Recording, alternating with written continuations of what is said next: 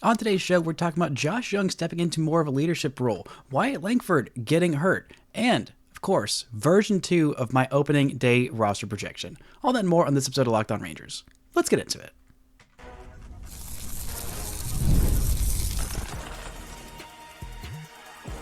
You are Locked On Rangers, your daily Texas Rangers podcast, part of the Locked On Podcast Network, your team every day. You are locked onto the Texas Rangers. I'm Bryce Patrick, a cripplingly addicted Texas Rangers fan, covering this team for 11 seasons, including all 6 as the founder and host of this podcast. Thank you all so much for making Locked On Rangers your first listen every single day. If you're not already, you can follow me on Twitter at Bryce Patrick. You can follow the show at Locked On Rangers. Hit subscribe on your favorite podcasting platform and on YouTube, where the best way you can help grow the show is to comment nearly any single thing below. Now, on today's show, we're talking about Wyatt Langford suffering an injury, Josh Jung stepping into more of a leadership role, and version 2 of my opening day roster projection. Spoiler alert, version 1 was not perfect. Before we get into all that, today's episode is brought to you by FanDuel. Right now, new FanDuel customers can get $150 in bonus bets if your first $5 bet wins. Download the app or head to FanDuel.com to get started. Now, news came out this morning. We saw the very first spring training lineup. Oh, just an absolute joy. Ruined not much later by some injury news. I'd been talking all in spring training about how, yes, everything is going well, everything is fine. Nothing is the matter, but alas, things are the matter now. Wyatt Langford will not be in this first game because he has suffered a mild oblique strain, according to Bruce Bochy. Beat reporters tweeting that out this morning. They're going to keep him out of baseball activities for 5 to 7 days and then see how he is. And then after that, we'll see what happens there. But according to the beat writers, it shouldn't affect his availability for opening day. But still a bummer. Would have loved to have seen Wyatt Langford in this game. I mean, Wyatt Langford in spring training is an absolute joy to watch if last year is any indication of that. But a mild oblique strain, there are 3 different grades of oblique strain. I think this indicates that this is a grade 1 strain, and according to MLB's website talking about oblique strains, they said, while some mild oblique strains can resolve in just a few days, severe strains can require surgery with a recovery time up to 3 to 4 months. In 2017, former Dodgers trainer talked about blah, blah, blah, blah, blah, blah, blah. Basically, what it comes down to is that ultimately, for hitters, it takes about 27 days on average to recover from a grade 1 strain, which it seems like this is. And pitchers, it takes 35 days. And we are 34 days from opening day. And if this is a grade 1, a mild strain, then, the average recovery time puts him with about a week left until opening day. Till he gets back, they're going to keep him out for 5 to 7 days. Hopefully, that will resolve everything. Hopefully, that's all he needs. It will probably take a little bit of time, but this is not something you want to rush back from. This is something that can linger, that can, flare up again. So you really want to get it taken care of. And unfortunately, the only way to fix it is just rest. Just chill. Just sit down. Just don't swing a bat. Don't twist yourself, because the obliques are on the side, not the six-pack muscles, but the ones on the side of your abs. And those are very important for a hitter who needs to turn their torso to hit the baseball, and you need to turn your torso to do a lot of things. I mean, it's a very, very important muscle or set of muscles for baseball players. This is a bummer of a news, but I mean, the Rangers had such good luck on the injury front so far. Hopefully, this just ends up being a little bit of a blip on the radar of Wyatt Langford. Hopefully, he can be a little bit healthier, get back a little bit faster, but everything actually be fully healthy. What matters is that he is fully healthy and ready for opening day. Hopefully won't miss a chunk of time this year. Hopefully he won't have to spend time on the IL like he did his rookie season. But this is definitely not the news that we wanted to start today with. But if this is it, if this is the only injury update that we have in the first week of camp, no news about anybody, any pitchers, forearm or elbow or shoulder or anything like that acting up, I'll take it. I'll take it with a grimace. But I will indeed take it. Now let's get into the real reason why everyone is here. We're talking about the first lineup of the season. No, just kidding. We're talking about the opening day roster projection. Now I will warn you, there's not a whole lot that's different, but there are some key differences in version 2.0 that were not in version 1.0, more than just the one free agent that the Rangers signed during that period. Now, let's start with the infield. Jake Burger, Marcus Semien, Corey Seager, Jock Peterson, and Josh Jung. Yes, Jock Peterson has made the switch from outfielder to infielder. He will mainly play DH, but when he does play the field, he will not be playing the outfield. He'll be playing at first base only. He has played around, I believe it's 17 games at first base, all those coming in 2019. But outfield time is done for Jock Peterson. A good thing. He will probably almost exclusively be playing at DH. Last year, he did not play the field at all for the Diamondbacks, and I don't think it'll factor in all that much. Maybe he'll, play first base some to give Corey Seager a half day and give Jake Burger a day off against a tough righty, but for the most part, that is the biggest difference here. On the bench for the infield, it's going to be Josh Smith and Ezequiel Duran. First alternate, it still feels like it's going to be Jonathan Ornelas. I think nothing has changed on that front. I think we'll see quite a bit of Josh Smith and Zeke Duran. Zeke Duran is in the first spring training game of the year, and he is playing in right field, so both those guys will be super utility type of players on this roster, playing on the infield and also in the outfield. Now let's get to the catchers. No change there. Jonah Heim, Kyle Higashioka. The only change from my initial assessment was I forgot about the Tucker Barnhart signing as the first alternate, so yeah, they do have some options if there is an injury to Jonah Heim or Kyle Higashioka. Very much hoping that there is no injury there, that both these guys can play. Maybe 80-ish games for each of them. Maybe they'll end up both playing 90. Have some DH days against left-handed pitchers because both these guys can match lefties. But Tucker Barnhart, the first alternate, not inspiring, but not an absolute disaster if he has to step in and be the backup catcher for a couple of weeks while one of these guys is down with an injury. Hopefully that's not the case, but there are some contingency plans because that's what CY does. He makes contingency plans. That's what all GMs do. Now, looking in the outfield, we have, hopefully, once we get to opening day, Wyatt Langford back and healthy. Hopefully this oblique strain will not keep him out longer than the 27-day average recovery period that we are looking at. Maybe it'll be less, maybe it'll be a little bit more, but either way, that gives him about a week of cushion till opening day. So I'm thinking Langford should be fine, especially since the beats were saying this shouldn't affect his opening day availability.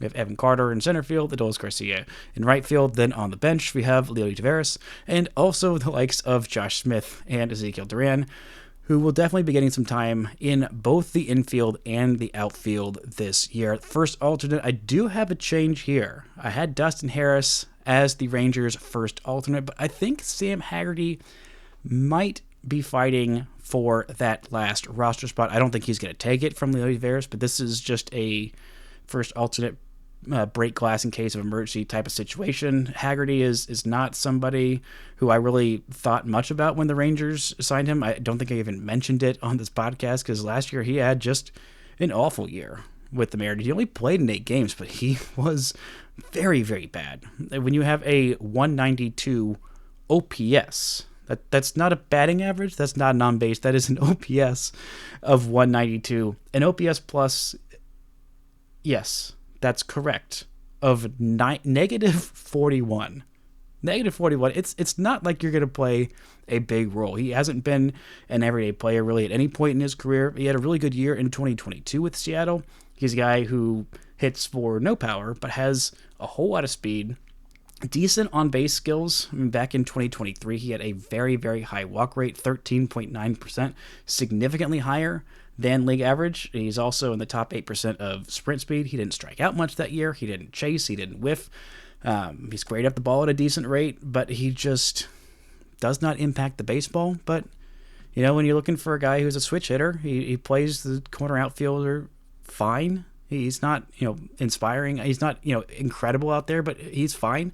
It's fine at, a fine depth fifth outfielder kind of a signing. I still think I would probably rather have Dustin Harris out there, but I think the Rangers might be leaning more towards experience with one of those injury insurance, fifth outfielder, break glass in case of emergency types. And so that kind of makes sense why they ended up signing Sam Haggerty. GMs love to make those signings. They are so important, and most of us don't really think about it, but just having that little bit extra bit of depth is something that is so important to these GMs. Coming up, we're going to talk about the rotation, a potential signing this late in the season. Talk about that and more right after this. This show is brought to you by FanDuel. When the games tip off, the NBA action is just getting started, and there's no better place to get in on it than FanDuel, America's #1 sportsbook. Right now, with all of these offseason moves, there have been a lot of changes in the World Series odds. The Rangers are falling down all the way to 10th. The Red Sox have jumped up past the Rangers. They are the 8th favorite at plus 2,200. The Padres also jumping the Rangers. Somehow the Rangers fell down to plus 2,700. They'd been sticking around the 8th, 9th best odds at plus 2,500. Now, for some reason, Alex Bregman going to the Red Sox means that the Rangers odds are getting worse, and the Padres doing something for once this offseason means the Rangers odds are getting worse. I think those are pretty favorable odds for Bruce Bochy to continue that pattern of every other year World Series. So go check out all the action on FanDuel right now, because new FanDuel customers can get $150 in bonus bets if your first $5 bet wins. Just visit FanDuel.com to join today. That's FanDuel.com for your shot at $150 in bonus bets. Make every moment more with FanDuel, the official sports betting partner of the NBA. Shout out to the everydayers making Locked On Rangers your first listen every single day. I'll be back on Monday talking about these first few spring training games, what we learned from them, if anything, and maybe a little bit more of a positive update, hopefully, on the injury front, or maybe no update at all. Maybe everything will be just perfectly fine these first 3 games that'll be coming up to you in between when I record this episode and when I record next episode. Now, let's get back to the opening day roster projection, talking about the rotation. This one is a little bit different than I had in the first episode. I think the Rangers are probably going to go with a 5-man rotation. For me personally, I would prefer a 6-man. I think that would make a lot of sense. I think it would be, just a better effective use of everybody on this roster. But alas, I am not the one in charge making those decisions. So this 5-man rotation will look something like Jacob deGrom, Nathan Eovaldi, I'd say Cody Bradford in that 3 spot, then Tyler Mahle and John Gray. But maybe there's somebody in the mix. Maybe there's somebody else in this mix, because there are still some free agents on the market, including one that has been linked to the Texas Rangers that I've talked about a little bit, but this is from Francis Romero. He tweeted this on February 19th in the morning. He said, Jose Quintana is still attracting interest in the market despite remaining unsigned. Teams like the Mets, Rangers, and Padres are expected to target the 13th season MLB left-hander in the coming hours per sources. Now, apparently, it might have been, he didn't specify the amount of hours, so we're still technically on the clock there, but I thought that was interesting, the Rangers being linked to a starting pitcher, because it seems like they have 6 guys for 5 spots. I don't know how confident they are in Cody Bradford. Everybody in camp is saying Cody Bradford has definitely earned a spot on this roster, and I wholeheartedly agree. I think that Cody Bradford was fantastic last year. That's why I have him penned here in the 3rd spot in this rotation. Even if Rocker makes the opening day roster, I still think that, I think Bradford is probably going to be better for the first half of the season than Rocker. Maybe that's sacrilege to say. I haven't seen Rocker out there yet, and I still think there are some things that Rocker could learn from starting the year in AAA. Now, I think he could go out there and dominate. He could have already learned those things. He could learn to trust that pitch mix a little bit better. We could see the cutter and the changeup, and those are actually effective big league pitches, but we don't really know at this point. He hasn't thrown a cutter in the big leagues yet. He has barely thrown his changeup. He has thrown a lot more of his 4-seamer than his 2-seamer, and I think that needs to switch. All of that needs to switch up just a little bit, but I mean, the ceiling on Rocker is obviously a lot higher than Bradford's, but Bradford did enough to earn a spot in this rotation.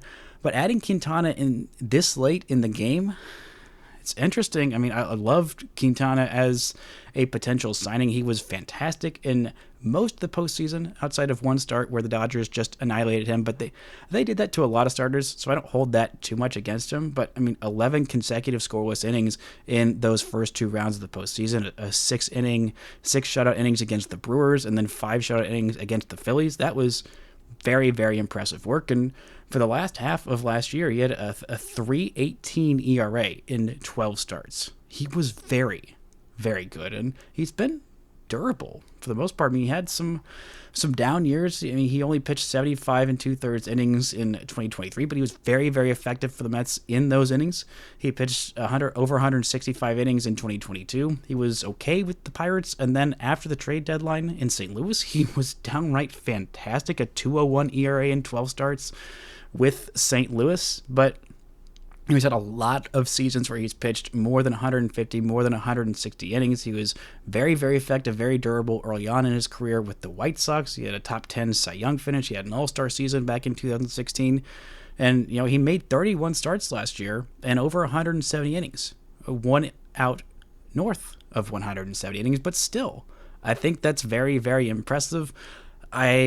I don't know how the Rangers are going to find... They have a little bit of room left in the budget before they hit the CBT, but they've been talking so much about how they don't want to hit the CBT. They don't want to hit the CBT, and even Evan Grant has been trying to trade off Tyler Mahle, who's going to make around, I believe, $15 million this year, and count maybe 12 to 14 million. I can't remember exactly how much he's going to count against that CBT luxury tax threshold this year. And I trust Jose Quintana to give 150 at least major league average quality innings, a little bit more than I do Tyler Mahle.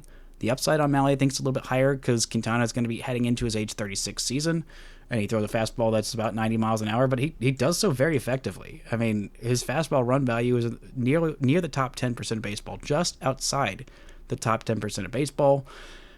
I think it's interesting. I think the Mets will probably be where he ends up going back to because Frankie Montas just went down with an injury and he is going to be out for an extended period of time. That's what they said, an extended period of time, which probably means months. So every union back in Queens probably makes the most sense for Quintana, but I thought that was interesting. The Rangers just being on the periphery there, just being mentioned among those teams while not having as clear of a need for starting pitching, especially for signing this late, especially since they didn't bring back Andrew Heaney. Shout out to the Heen Dog, the World Series champion. That Game 4 start, was it game? Yeah, it was Game 4. In that blowout, 5 innings of the best baseball he's pitched in his life in a very meaningful game. A World Series champion forever, a guy who, when the Rangers signed a bazillion injury-prone pitchers before the 2023 season, I thought, okay, well, Heaney, I think, has got the highest upside, but I'm most concerned about him getting hurt, even more so than DeGrom. And, well, he never made a trip on the IL the entirety of his 2 seasons in Texas, and that is incredibly impressive. And,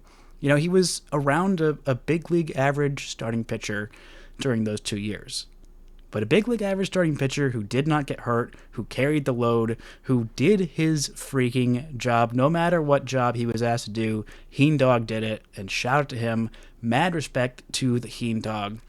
I thought he'd get more than $5 million. I thought he'd sign a little earlier in free agency, but just shout out Andrew Heaney, World Series champion and Texas Rangers legend forever. First alternate on this starting rotation.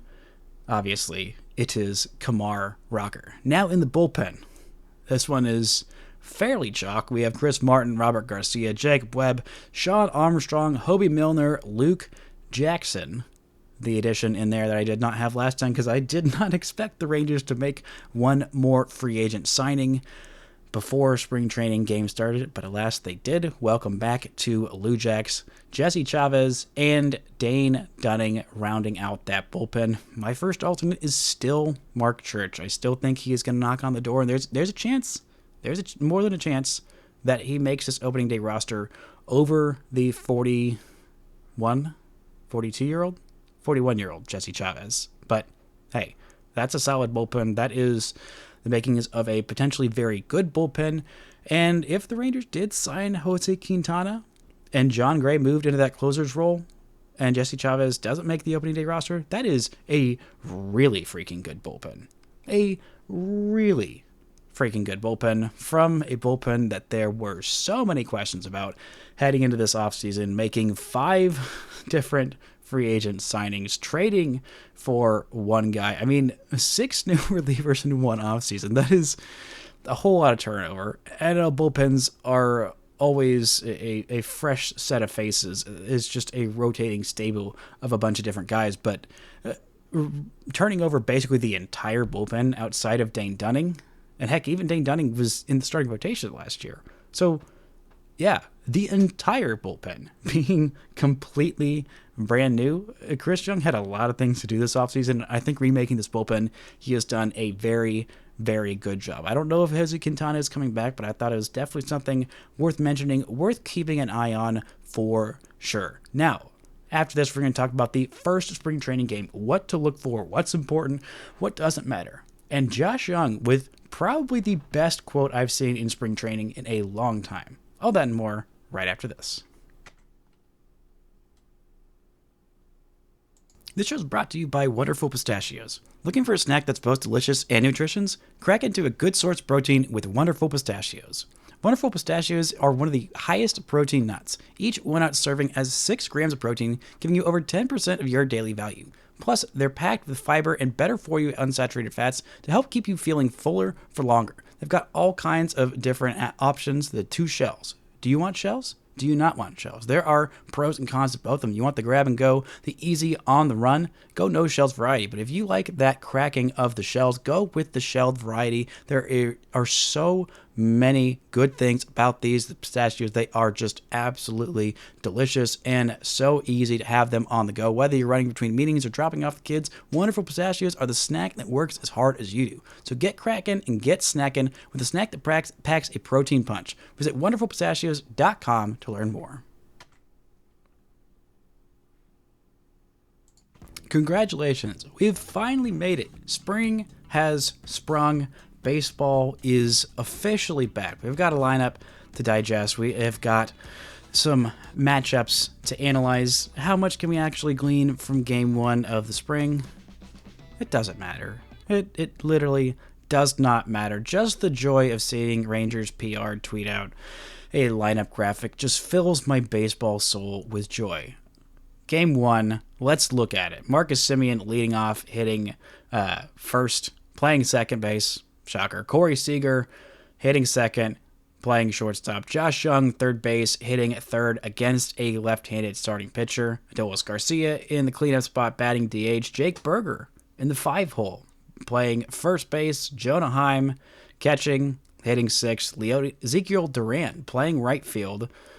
Interesting to see that there. I mean, he's got the best arm on the team. Love to see him a little bit more in the outfield. Love to see him more against left-handed starting pitchers. The Rangers are facing off against the Royals. And Daniel Lynch, I believe, yes, the 4th. I had to check how many Daniel Lynches there were previously. Seeing Zeke Duran out there in the outfield against lefty. Love to see that. We will see Leody Taveras hitting 8th and playing center field. And then Sam Haggerty wearing number 0, which ironically might end up being his chances to make the opening day roster. He is batting in the 9-hole, playing left field, the switch hitter.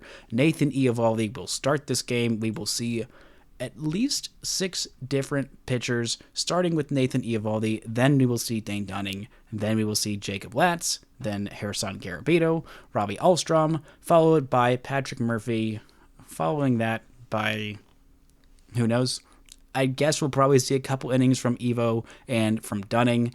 Probably one from everybody else. I think that maths correctly. Maybe we'll see one mystery pitcher. Maybe Evo will go 3 innings. I don't think so.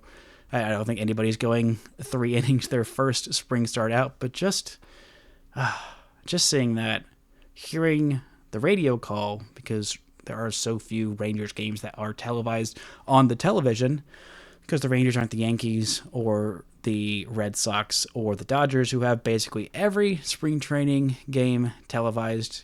It's fine. It's cool. We'll hear it on the radio. We'll hear the dulcet tones of probably Jarrett Sandler. I don't think that Eric Nadel is out there in spring training this early. But I'm just so stoked. I am just so stoked. I will be listening to every single pitch, as I will be listening to every single word that Josh Jung is saying this spring training. I mean, Josh Jung turning into more of the veteran. I mean, you think of him as just this young kid, and he's heading into his age 27 season. I think he's turning 27. If he didn't already, I think he actually might have just a few weeks ago. I think his birthday is in February, and yes, I missed it. So sorry, Joshua. February 12th. So embarrassing of me to forget my son's birthday. But Josh Jung, heading into this spring training, joked about, maybe wrapping himself up in bubble wrap, and I don't think it should have been a joke. I honestly think that this kid, just protect this man in spring training. He has had just the unluckiest time in Arizona for basically since his entire pro career started. I mean, he was drafted in 2019, and that was the last time he had a normal, healthy spring. 2019. It's been 6 years since this man has had a normal lead up to baseball. So in his professional career, he has had a whopping 0 spring trainings where he has had not dealt with some sort of injury in the ramp up process. I mean, in 2020, we all know what happened there. COVID. That was his first pro spring. Then in 2021, he had the shoulder injury to his non-throwing shoulder. Not fun at all. Then he had a broken foot the next year. Then in 2023, he was healthy through all of spring training until that car crash. Thankfully, he was okay. He was unhurt there, but still not exactly a scot-free spring training. And then last year, he was, mostly healthy, and then had a low-grade calf strain the start of last year.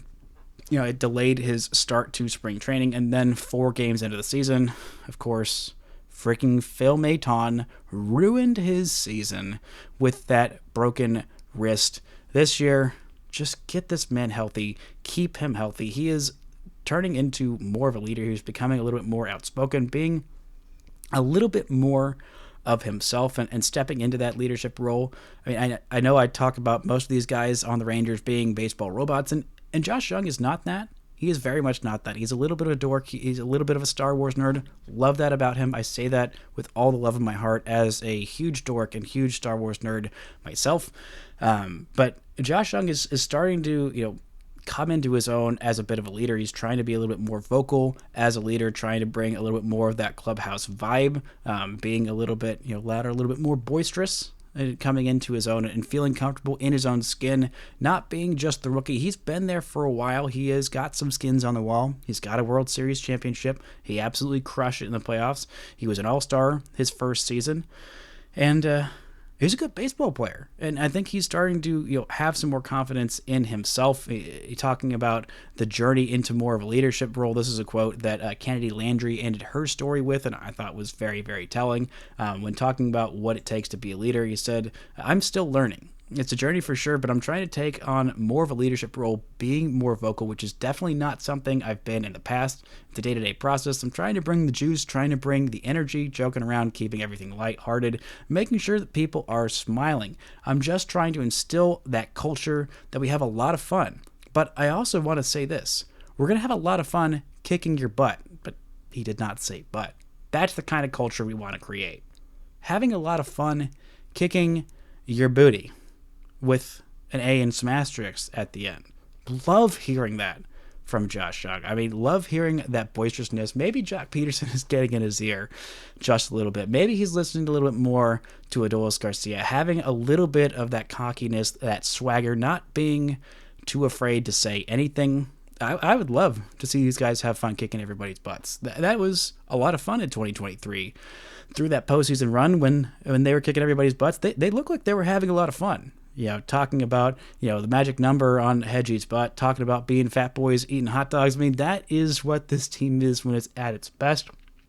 It is a fun team. It is a team with that culture, a good clubhouse vibe. These guys have been together. This core has been around together for a while now. It took a little while to congeal, but, this is now basically 3 seasons or so that these guys are having that kind of time together. There are a few new faces in the clubhouse with Jock Peterson, with Higashioka, who are going to be big parts of this big parts of this new lineup. Same with Jake Berger, a new face in this clubhouse. But Corey Seager, Marcus Semien, they've been here for quite a while. Jonah Heim, Leo Taveras, Adolis Garcia, those guys have been here for quite a while. And now this is basically year 3 for my boy Josh Jung. And same with Josh Smith and for Ezequiel Duran. Those guys have been here for a while. Evo, been here for a while. The culture is established. This is year 3 of that 3-year contract under Bruce Bochy. These guys kind of know who they are. They've had the great year. They've had the bad year. And so they're like, okay, let's go back and have another great year. This is a team that is finally congealing.